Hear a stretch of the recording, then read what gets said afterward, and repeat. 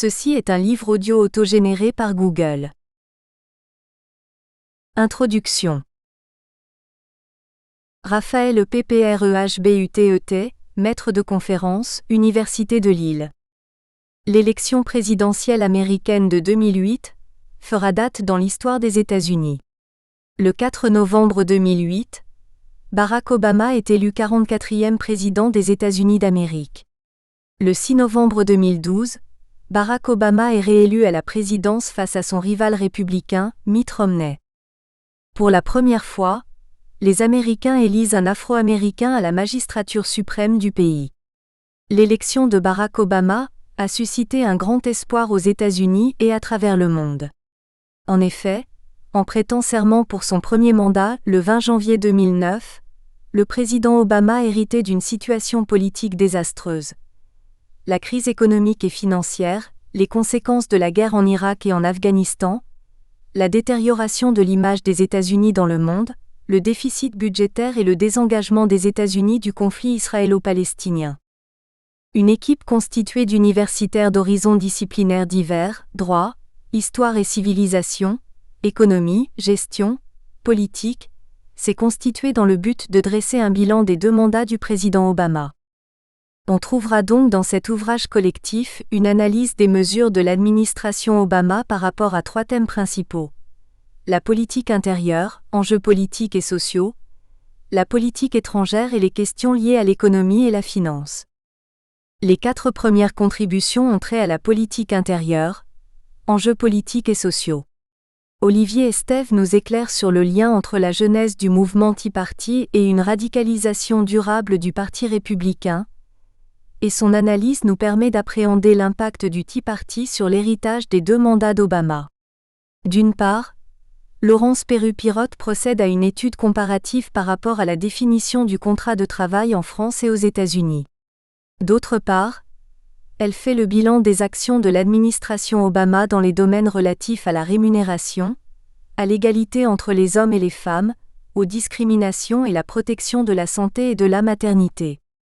La contribution d'Elisabeth Boulot porte sur les relations du président Obama avec la Cour suprême des États-Unis.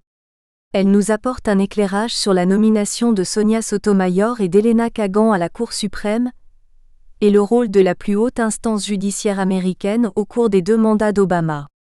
Avant de dresser le bilan social des 8 ans d'Obama à la Maison-Blanche, Taoufik Djebali nous apporte d'abord un éclairage sur le parcours, le contexte général et les promesses du candidat Obama lors de la campagne présidentielle américaine. La deuxième partie de l'ouvrage s'intéresse à la politique étrangère. La contribution de Noémie Fossé porte sur le retour de la France dans les structures du commandement intégré de l'OTAN et l'enthousiasme du président Obama, et le président Obama et les commémorations des 70 ans du D-Day, entre devoir de mémoire et devoir de paix. Noémie Fossé dissèque les enjeux liés à la réintégration de la France dans le commandement militaire intégré de l'OTAN et l'approche de Barack Obama par rapport à la promotion et la sauvegarde des libertés collectives et individuelles. Jean-Marie Ruiz analyse l'approche du président Obama à l'égard du printemps arabe et la question de la promotion de la démocratie. Walem Farjawi fait appel à l'approche qualitative pour nous permettre d'appréhender la perception du bilan d'Obama au Moyen-Orient par la presse arabe. D'une part, Mokhtar Benbarka nous éclaire sur la nature de l'intérêt national des États-Unis au Moyen-Orient et la définition des objectifs de la politique étrangère des États-Unis. D'autre part, il nous offre des pistes de réflexion intéressantes pour appréhender l'approche du président Obama à l'égard du Moyen-Orient et du printemps arabe. Martin-Serge Manjonga étudie avec minutie l'origine, les enjeux et acteurs du plan d'électrification de l'Afrique subsaharienne, Power Africa, impulsé par l'administration Obama. La troisième et dernière partie de l'ouvrage est dédiée aux questions relatives à l'économie et la finance. Harrison Robert nous donne quelques clés de compréhension de la genèse, des enjeux et du bilan de l'AGOA, African Growth and Opportunity Act, à la fin de la présidence Obama. Gervais Essamazo décrypte non seulement les conséquences de la crise financière et bancaire de 2007 à 2008 aux États-Unis, mais dresse aussi un bilan des mesures prises par l'administration Obama sur le plan économique et financier, les limites et les avancées de la loi Dodd-Frank, Dodd-Frank Act. Bibliographie. Barack Obama, le changement. Nous pouvons y croire. Change We Can Believe in Obama for America 2008, Three Rivers Press 2008. Paris Odile Jacob, 2009, page 332. Bill, Harris, Thomas J. Crowell, The President Factbook, The Achievement Campaign, Events, Triumph, Tragedy and Legacy of Every President. New York, Black Dog et Leventhal Publishers, 2019, page 808. Wallem, Farjawi, Raphaël Eprey-Butet dire « Les États-Unis au Maghreb et au Moyen-Orient, l'évolution de la politique étrangère américaine sous le gouvernement Obama. » Villeneuve d'Ascq, Les presses de l'Université Charles de Gaulle Lille 3, Conseil scientifique de l'Université de Charles de Gaulle Lille 3, Collection UL3, Travaux et recherches, 2017, page 91. Les années Obama, Problèmes économiques, numéro 3138, La documentation française, 09-2016. Michelle Obama Becoming. New York, Cron 2018, page 432. Raphaël Eprey-Butet Mokhtar, Ben Barka, le président Obama à l'épreuve du pouvoir. Bilan de son mandat et perspectives d'avenir. Paris L'Harmattan, collection Penser le temps présent, page 240. Première partie politique intérieure, enjeux politiques et sociaux. Le Tea Party, cet invité indésirable du bilan Obama. Olivier Esteves, professeur, Université de Lille. Que ce chapitre occupe une place particulière dans le présent ouvrage est une évidence. En effet, le mouvement Tea Party qui a induit une radicalisation durable du Parti républicain n'est bien sûr pas à mettre au crédit ou au débit de Barack Obama, contrairement par exemple à sa réforme du système de santé, sa politique économique ou étrangère, etc. Pourtant, fournir une analyse de ce mouvement semble essentiel si l'on veut comprendre le type d'opposition auquel a dû faire face le premier président non-blanc de l'histoire américaine, laquelle a eu un impact sur l'héritage des 2 mandats Obama. C'est donc avec cette forte opposition en tête qu'il nous faut étudier son bilan, et c'est aussi enserré entre les présidences Bush et Trump qu'il convient d'apprécier le phénomène Tea Party. Celui-ci puise son influence dans son caractère hétéroclite et décentralisé. Le Tea Party, largement incontrôlé au sein du Parti républicain, est un incubateur d'idées conservatrices qui fédère un ras-le-bol fiscal extrêmement puissant et profondément enraciné, malgré l'insistance sur le caractère construit de toutes pièces du Tea Party, qui certes profite de très généreuses aides financières des familles les plus aisées du pays, les frères Koch par exemple. Le mouvement est davantage une nébuleuse qui fédère, génère et exploite des sentiments d'irritation fiscale qu'un vrai mouvement uni par une idéologie commune. Le registre des sentiments est d'ailleurs très important dans l'étude du Tea Party, et ce n'est pas un hasard si Kate Crehan, auteur d'un ouvrage sur la notion de sens commun, chez Antonio Gramsci et son application dans le champ des discours publics sur les inégalités, consacre un chapitre au Tea Party comme générateur de récits fédérateurs dans une partie de l'opinion publique. De manière plus générale, Teda Skocpol et Vanessa Williamson ont déjà observé dans leur remarquable étude de terrain que Issue and Policies Matter to Tea Party Members, of course, had their conception about American government. But we would be remiss not to underline, from the start, the feeling that came across so vividly when people spoke to us. Avant d'évoquer la genèse du mouvement, rappelons à quel point aux États-Unis, le symbole du Boston Tea Party 1773 est un extraordinaire vecteur d'union nationale et de fierté patriotique.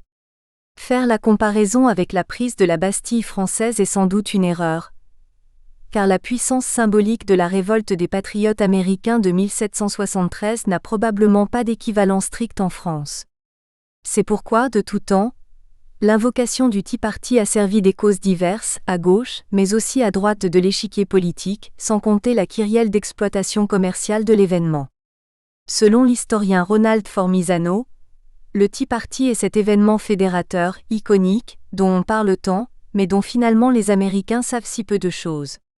Dans le cas présent, s'être arrogé le symbole des insurgés de Boston est parfaitement congruent avec la dimension anti-étatique et anti-impôt du Tea Party Movement, et avec la fascination qu'exercent les pères fondateurs au sein du mouvement.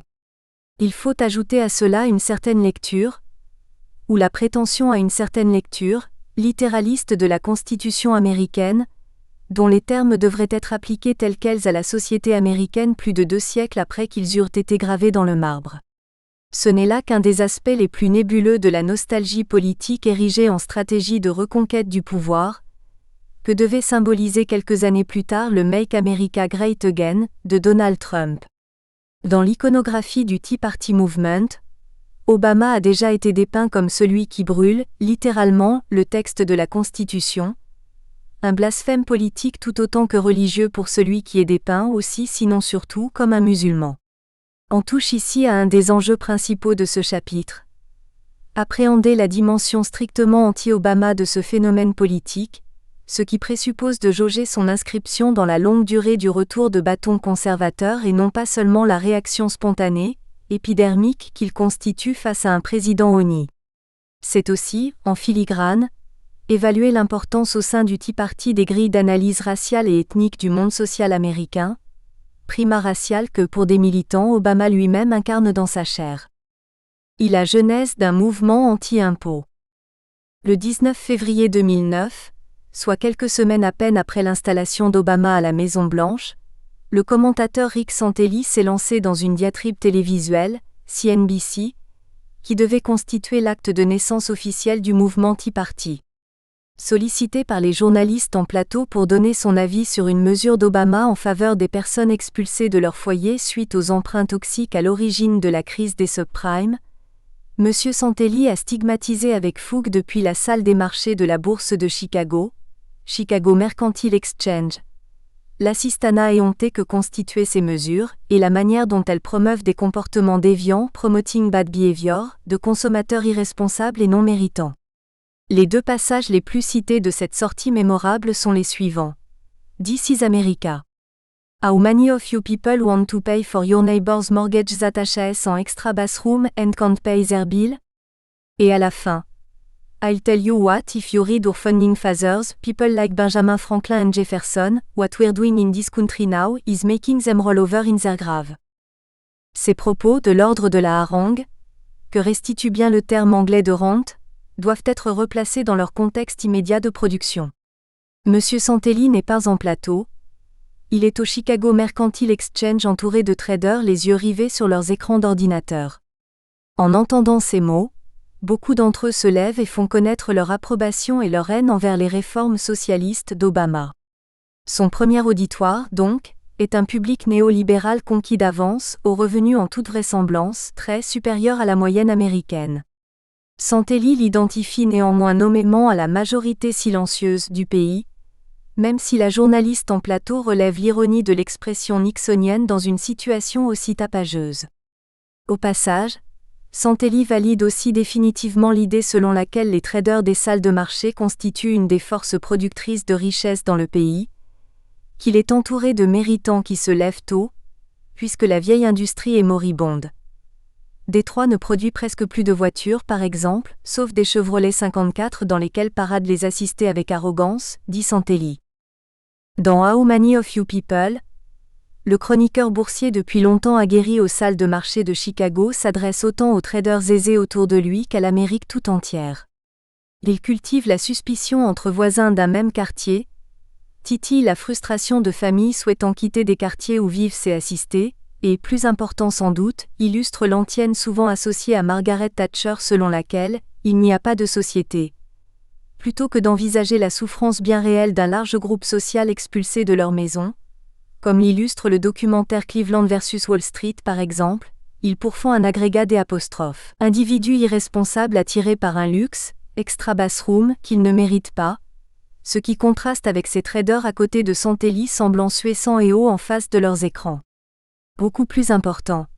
Cet appel résonne alors même que pour les tranches supérieures de revenus, les taux d'imposition atteignent des niveaux historiquement bas dans la longue durée, passant de près de 90% dans les années 1940 à 50 à des proportions proches de 40% depuis les années Reagan. Ainsi se définit selon Santelli la politique toxique, car socialiste de Barack Obama. Ainsi se dessinent également 2 portraits opposés de l'Amérique. Ce n'est d'ailleurs pas un hasard si Santelli parle depuis Chicago. Comme l'ont bien montré Andrew Diamond et PAP Ndiaye, la grande ville du Nord est à la fois l'incarnation parfaite de la ville globale des gagnants de la mondialisation se concentrant dans et autour du Loop, mais aussi une Babylone désindustrialisée des perdants, noirs notamment de cette même mondialisation, perdants au chevet desquels Obama s'est penché en tant que community organizer au sud de la ville de 1985 à 1988. On notera au passage que Chicago est aussi la ville de cette welfare queen jamais précisément identifiée, dont Ronald Reagan a fait une puissante thématique électorale, et sur laquelle je reviendrai plus loin. Que l'appel de Santelli ait exercé une telle influence à travers le pays, est d'abord explicable par la distance socio-géographique qui sépare la majorité des Tea Partiers des communautés décimées par la toxicité des subprimes. Généralement hommes ou femmes blancs ES d'un certain âge issus ES des classes moyennes, les militants MES du Tea Party n'habitent souvent pas les mêmes quartiers que les freeloaders vilipendés dans les diatribes de Fox News, malgré l'évocation par Santelli de voisins. Distance qui accrédite plus aisément à leurs yeux les refrains sur les deuxièmes salles de bain, extra bathroom. Plus important peut-être, ce type même de refrain est profondément enraciné depuis des décennies. On a coutume de faire remonter la révolte anti-impôt et le retour de bâtons conservateurs contre le consensus rooseveltien d'un État protecteur à la candidature de Barry Goldwater au présidentiel de 1964, aussi à la fuite des Blancs des quartiers centraux des grandes villes, incarnée par cette armée de guerriers des banlieues résidentielles, Suburban Warriors, aux quatre coins du pays. On peut aussi, au-delà, faire remonter cette évolution à la tentative de redéfinition des citoyens américains en contribuables américains, historiquement liée au combat conservateur contre le 16e amendement de la Constitution, 1913, mouvement qui vit le jour en 1938. Cet amendement permit au Congrès de lever l'impôt sur le revenu. Il y avait là, même si tel n'était pas nécessairement le but au départ, les conditions d'émergence d'un protectionnisme social, welfare chauvinisme, refusant d'étendre les aides publiques aux personnes différentes, qu'elles soient noires, femmes, non méritantes, personnes à la moralité jugée critiquable, etc. Or, comme l'ont montré les chercheurs canadiens Keith Banting et Will Kimlicka, les populations consentent à l'impôt et à la redistribution d'autant plus facilement qu'elles peuvent s'identifier aux bénéficiaires des politiques sociales. Le principe de l'État-providence reposerait donc sur une identité nationale aux contours bien définis, et sur une relative homogénéité culturelle et ethno-raciale. La diversification rapide des sociétés occidentales au gré des différentes vagues migratoires de l'après-guerre et de la mondialisation récente, éroderait donc l'adhésion populaire à ces politiques. Et l'on sait que les États-Unis constituent un cas paradigmatique d'extrême diversité. C'est donc dans cette brèche que le mouvement Tea Party, propulsé par l'arrivée d'un membre de la diversité à la Maison-Blanche, s'est engouffré avec une véritable ferveur militante. Malgré le choc immédiat de l'arrivée d'Obama aux affaires, rappeler la longue incubation politique de la réaction au paradigme rooseveltien d'un État fort est crucial en ce qu'il permet de relativiser la rapidité avec laquelle le mouvement Tea Party a pu émerger. En effet, si l'on n'y regarde pas de près, ce mouvement fait penser, pour reprendre l'image de Kate Créan, à des champignons géants après la pluie. Un jour il n'y a rien, le lendemain d'énormes champignons ont poussé dans la forêt. En réalité, des forces conservatrices, très généreusement financées par des think tanks puissants ainsi que par quelques fortunes notoires, les frères Koch, déjà mentionnés, agissent en sous-main depuis des décennies, jusqu'à que les conditions d'émergence d'un mouvement de masse soient remplies.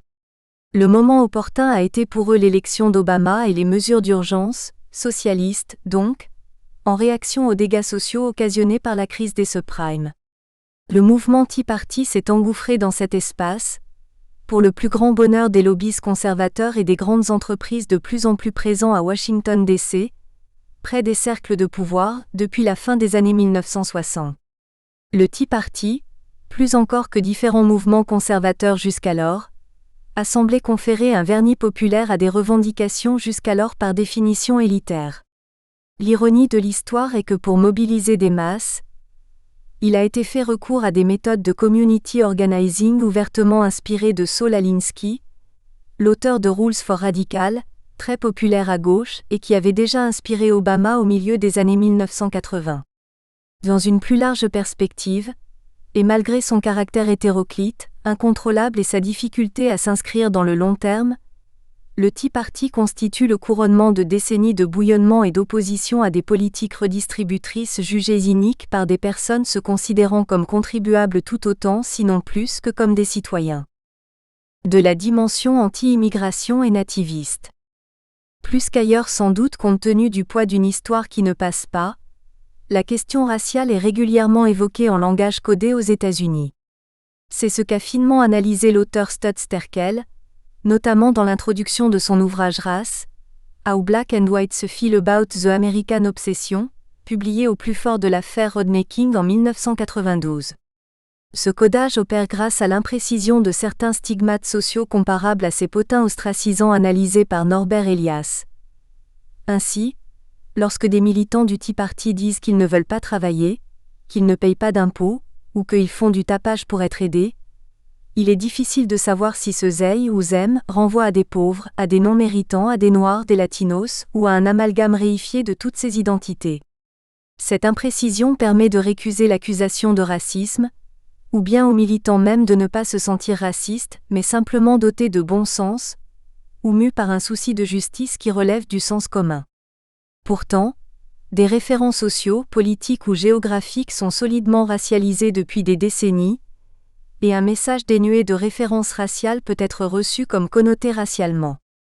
Ainsi en va-t-il de la notion de logement public, dès les années 1940 dans une ville comme Détroit, ce que confirme la mini-série Show Me a Hero David Simon, qui dépeint Yonkers, New York à la fin des années 1980. Ainsi en va-t-il également de cette fameuse welfare queen évoquée par Ronald Reagan lors des primaires républicaines de 1976. En effet, en disant simplement There's a woman in Chicago, le public a compris que cette femme, accumulant les aides sociales de manière scandaleuse, ne pouvait venir que de la South Side de la ville, et que donc elle ne pouvait être que noire. Lorsque les Tea Partiers évoquent l'assistanat dans lequel se vautrent des personnes non méritantes, la plupart du temps ce il ou eux est assez fortement racialisé, amalgamant, comme dans des discours du même type en France, en Grande-Bretagne ou ailleurs, véritables immigrés et minorités ethniques nées sur le sol américain, au premier rang desquels les Noirs. C'est précisément ce qu'évoquent Theda Skocpol et Vanessa Williamson. Talk about underserving people collecting welfare benefits. Rachel Laden Group stereotype certainly did float in and out of the interview, even when people never mentioned African Americans directly. Racial Overton were unmistakable, for instance, when a Virginia Tea Party told us that a plantation mentality was keeping some people on welfare. The skins of racially insensitive comment made in person were only a very faint echo of the racial slurs that appear rarely but persistently at Tea Party across the country, including in signs with racial epithets and signs equating the presidency of Barack Obama to white slavery. De façon plus générale, le discours anti-immigration, raciste ou nativiste est brandi, souvent de manière codée, pour délégitimer les options politiques d'Obama, de ses aides d'urgence pourfendues par Rick Santelli aux réformes du système santé. La figure de l'autre, qu'il soit noir ou étranger, n'est donc pas au cœur du mouvement, mais elle est souvent utilisée comme illustration privilégiée pour légitimer l'état minimum que les militants appellent de leur vœu, car le Tea Party demeure avant tout un mouvement anti-impôt. Quelques autres précisions s'imposent. D'abord, dans les enquêtes d'opinion sur le Tea Party, il apparaît régulièrement que des Blancs soient affublés des mêmes stigmates que les non-Blancs, selon l'idée que des décennies d'État-providence ont construit des générations entières d'assistés faisant fi des barrières raciales. Ensuite, les militants eux-mêmes sont souvent intimement conscients de la manière dont leurs préjugés raciaux peuvent être appréhendés de l'extérieur. C'est ainsi qu'il existe une vraie crainte d'être taxés de racisme. Theda Skocpol et Vanessa Williamson avancent d'ailleurs que les conférenciers les plus populaires parmi les militants sont souvent des membres des minorités, et notamment des Noirs, comme s'ils avaient quelque chose à se prouver ou à prouver envers l'opinion. La plupart du temps, ces craintes d'être taxés de racisme ne s'étendent guère aux immigrés illégaux. Comme en Grande-Bretagne ou en France, il existe une sorte de mythe profondément enraciné d'extrême générosité de l'État-providence, sorte de puits sans fond qui bénéficierait avant tout aux immigrés. Chez les Tea Partiers des États plus directement impactés par la question migratoire en provenance du Mexique, On pense par exemple à l'Arizona. L'opposition aux illégaux, qui, pense-t-on, perçoivent des aides très importantes, est ouvertement exprimée. La menace immigrée est identifiée au fardeau qu'il ferait peser sur le budget des aides sociales, et à une menace civilisationnelle. Tel ou tel Tea Party, par exemple, déplore la nécessité de devoir sélectionner English ou Spanish pour avoir accès à des services divers ou effectuer des transactions presque quotidiennes.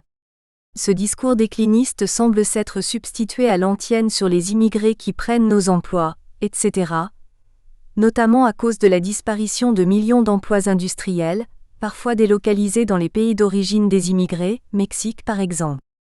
Le mythe selon lequel les illégaux touchent des aides, qu'ils ne méritent pas, est tout aussi profondément enraciné que celui de la générosité de l'État-providence.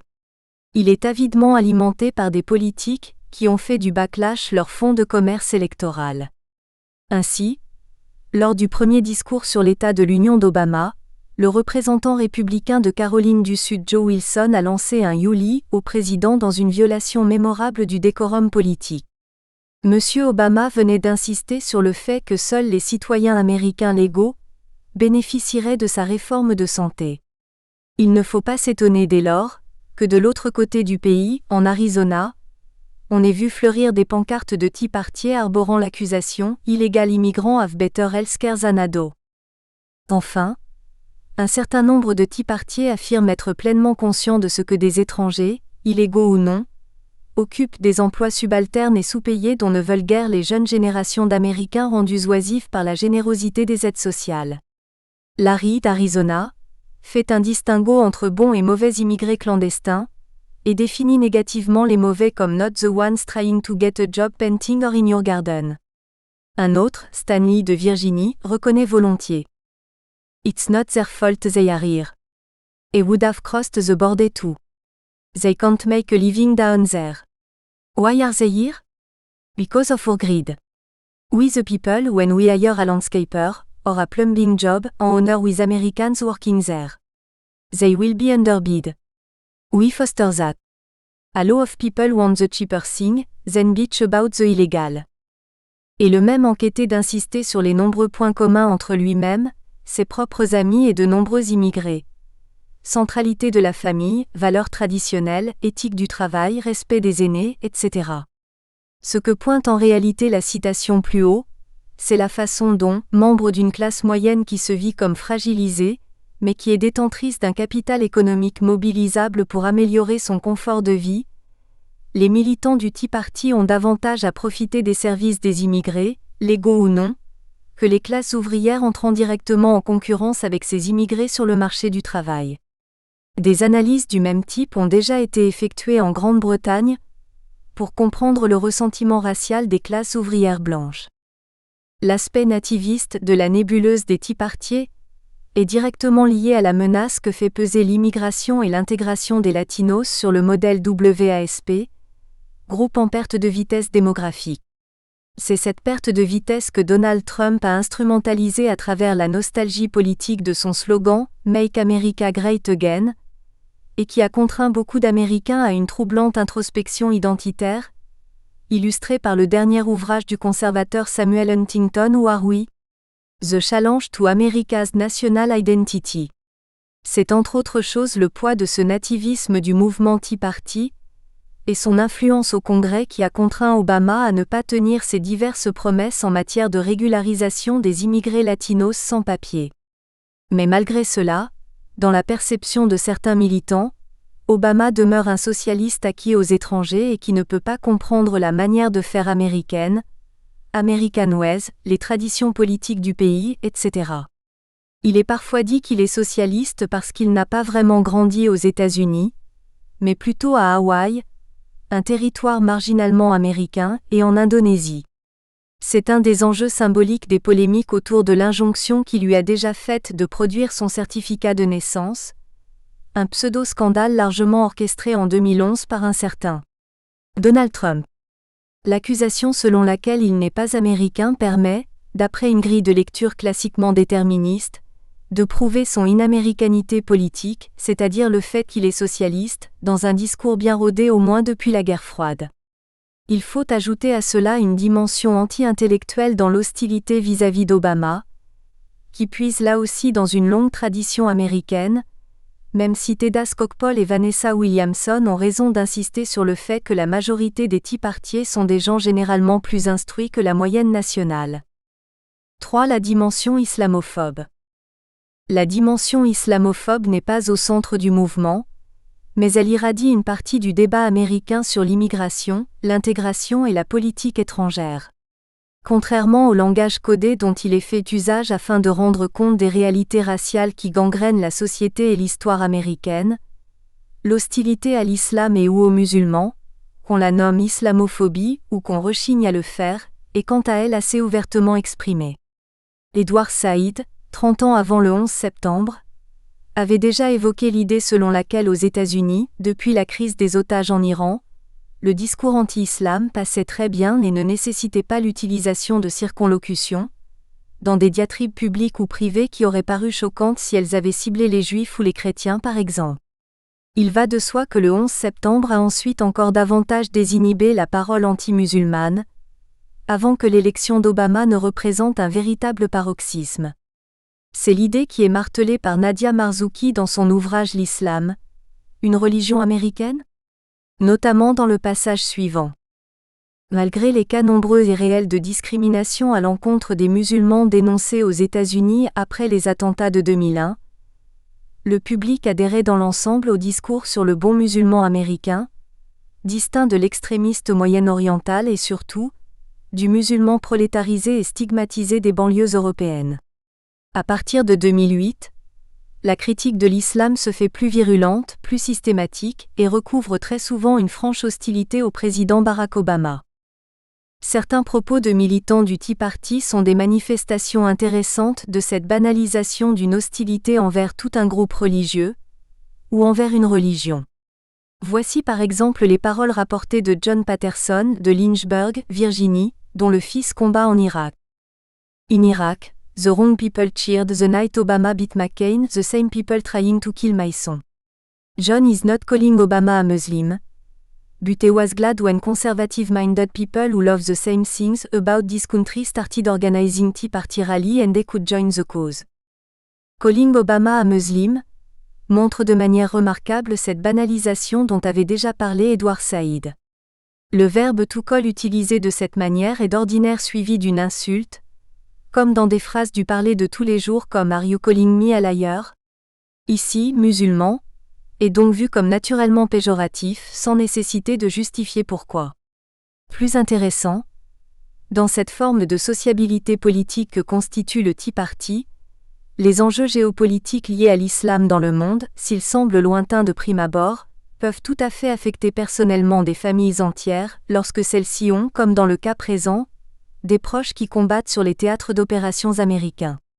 Enfin, comme cela arrive souvent, on voit à l'œuvre une sorte d'alliance objective entre Obama et le djihadisme, soit parce qu'il est trop mou politiquement, soit parce que c'est un traître, selon les degrés de radicalité ou d'aveuglement des militants. In fine, ces nuances tendent à s'estomper. Être sauf ton djihadisme comme on pouvait être sauf ton communisme pendant la guerre froide revient de toute façon à être un compagnon de route. Même si aux yeux des Tea Partiers le combat contre les réformes de santé, pour le créationnisme et contre l'avortement sont centraux, la menace incarnée par l'islam, qui emprunte volontiers à des théories du complot que semble valider régulièrement l'actualité nationale et internationale, n'est certainement pas à négliger, et surtout elle nourrit une sourde hostilité vis-à-vis d'Obama lui-même, qui est dépeint comme un musulman au dessein gardé secret car inavouable. Par exemple, la nébuleuse ultra-conservatrice anti-Obama déplore vivement que les documents stratégiques sur la sécurité nationale ne fassent plus mention de guerre mondiale contre le terrorisme et de djihad, mais bien d'Overseas Contingency Operation, comme si l'ennemi n'était plus le même que sous George W. Bush, ce que semble d'ailleurs confirmer une certaine lecture du discours du Caire d'Obama 04. 06. 2009. Ce sont des évolutions rhétoriques de ce genre qui ont donné du grain à moudre au mouvement anti-charia américain, monté de toutes pièces par des think tanks ultra-conservateurs tout heureux de pouvoir tenter de peser sur les choix en matière de politique étrangère. Sur le terrain, Ces controverses se sont traduites par des mouvements locaux s'opposant à la construction de mosquées, auxquels les nombreux groupes Tea Party ont pu prêter main forte. Dans un pays où la liberté de culte est totale, tout l'enjeu consiste à prouver que l'islam n'est pas une religion, mais bien une idéologie politique, ce qui permettrait d'interdire l'érection de mosquées. Certaines polémiques locales ont fait grand bruit, comme à Murfreesboro, Tennessee, et elles ont puisé dans la vision d'un Obama complice ou idiot utile de la 5e colonne musulmane. Tout le paradoxe est que, malgré le 11 septembre et la tragique litanie des attentats djihadistes dans le monde occidental, la composante musulmane de la société américaine est remarquablement ordinaire en matière de style de vie, de choix politiques, etc. Et que surtout elle ne constitue même pas 1% de la population nationale. Sociologiquement, elle est assez différente des sous-classes musulmanes issues de l'immigration ouvrière en France, Grande-Bretagne, Allemagne, etc. Comme le rappelle Olivier Roy dans sa préface à l'ouvrage de Nadia Marzouki, aux États-Unis, le débat sur l'immigration et les exclus concerne des populations qui ne sont pas, ou très peu, musulmanes. Les latinos pour l'immigration et les noirs américains pour l'exclusion sociale. Ceci indirectement a pour effet d'accroître encore davantage l'invisibilité sociale du groupe musulman, lui-même ultra-minoritaire démographiquement. Ce sont seulement le contexte international et la grammaire paranoïaque des cercles ultra-conservateurs pourfendant le musulman Obama qui peuvent donner une espèce de légitimité au discours anti-musulman aux États-Unis. Ce type de discours vient compléter les autres dimensions réactionnaires du Tea Party, et peut éventuellement prendre le dessus sur elle au gré de l'actualité. Conclusion. C'est un fait connu que J.P. Morgan détestait Franklin Delano Roosevelt à un point tel que dans le cercle familial, il était interdit de prononcer son nom, que tout le monde savait qui était désigné par Zatman, et que les photos du président du New Deal étaient soigneusement découpées et retirées des journaux que le désormais vieux banquier lisait au coin du feu. C'est aussi de cette manière qu'il faut appréhender la détestation d'Obama. Même si à l'inverse de FDR, Obama n'a jamais été contraint par un puissant mouvement populaire à infléchir sa politique clairement à gauche, il n'en reste pas moins que pour certains milliardaires, Obama figure un objet hystérisé de haine personnelle.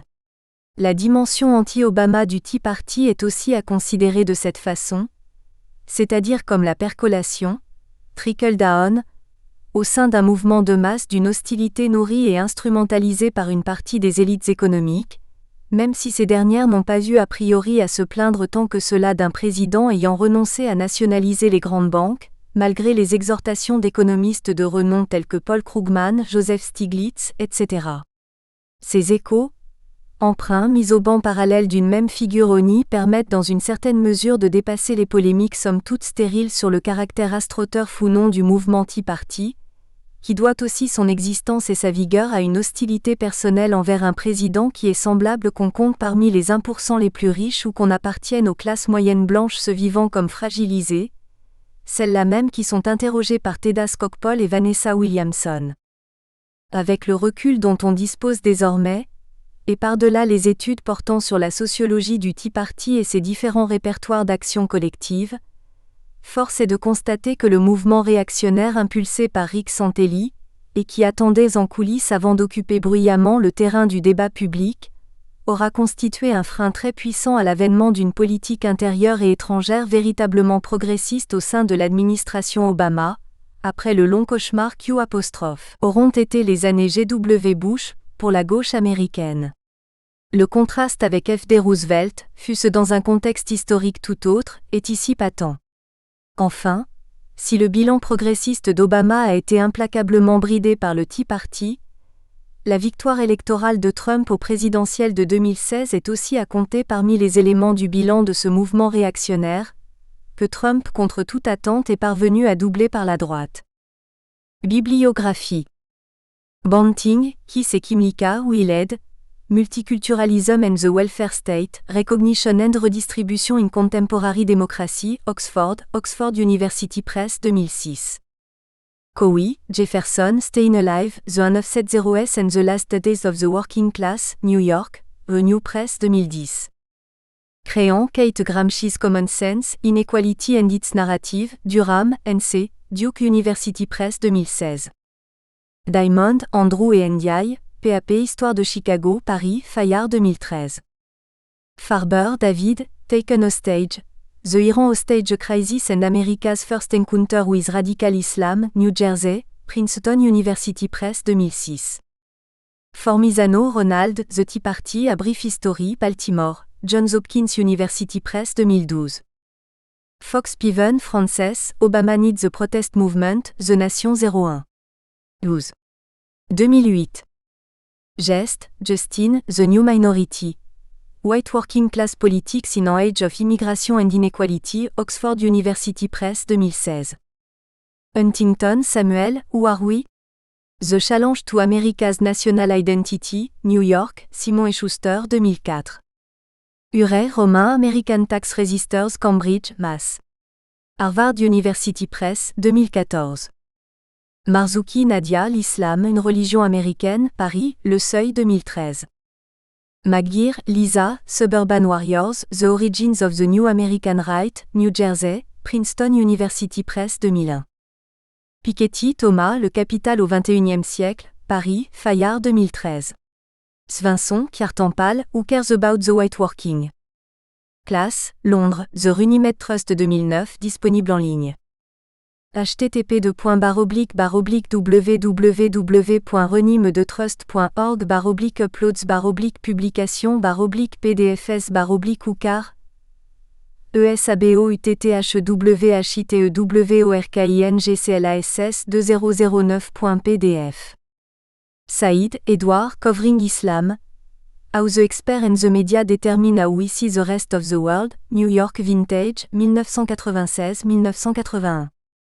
Skocpol, Teda et Williamson, Vanessa, The Tea Party and the Remaking of Republican Conservatism, Oxford, Oxford University Press, 2012. Sugrue, Thomas J., The Origins of the Urban Crisis, Race and Inequality in Post-War Detroit, New Jersey, Princeton University Press 2005, 1996. Les années Obama et le droit individuel du travail. Réflexion depuis l'Hexagone. Laurence Perupirote, maître de conférence, Université de Lille. Il est commun de dire que la réforme de Barack Obama est le « healthcare », voté de justesse au Congrès en 2010, entré en vigueur pour ses principales dispositions en 2014 et qui, selon l'administration d'Obama. Nous espérons que vous avez apprécié cet aperçu. Pour continuer à écouter ce livre audio sur Google Play Livres, utilisez le lien dans la description de la vidéo.